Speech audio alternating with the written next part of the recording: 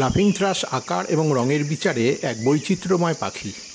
পৃথিবীতে প্রায় 133 প্রজাতির লাফিং থ্রাশ দেখতে পাওয়া যায়।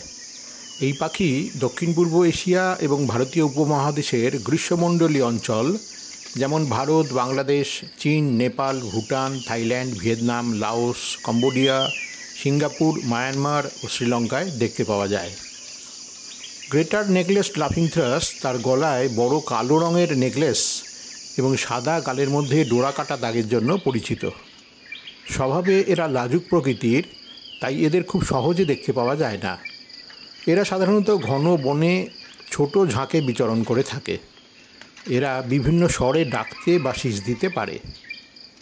খাবার ক্ষেত্রে গ্রেটার নেকলেসড লাফিং থ্রাশ সাধারণত কোনো অভাব বোধ করে না, কারণ এরা পোকামাকড় এবং পিঁপড়ের মতো অমেরুদণ্ডী প্রাণী যেমন খায়, তেমনি বেরি, বীজ এবং ফলও তাদের খাদ্য তালিকায় আছে।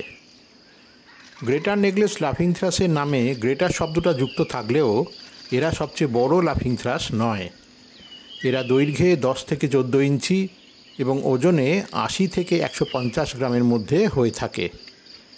এরা সাধারণত 4 থেকে 4.5 বছর বাঁচে। এই বছর অর্থাৎ 2025-এর মার্চ মাসে পাখি এবং বন্যপ্রাণীদের ছবি তোলার উদ্দেশ্যে থাইল্যান্ডে গিয়ে সেখানকার কায়েনক্রাচার ন্যাশনাল পার্ক লাগোয়া বার্ড সাইডে খুব কাছ থেকে গ্রেটার নেকলেসড লাফিং থ্রাশের একটা ছোট দলের দেখা পেয়েছিলাম।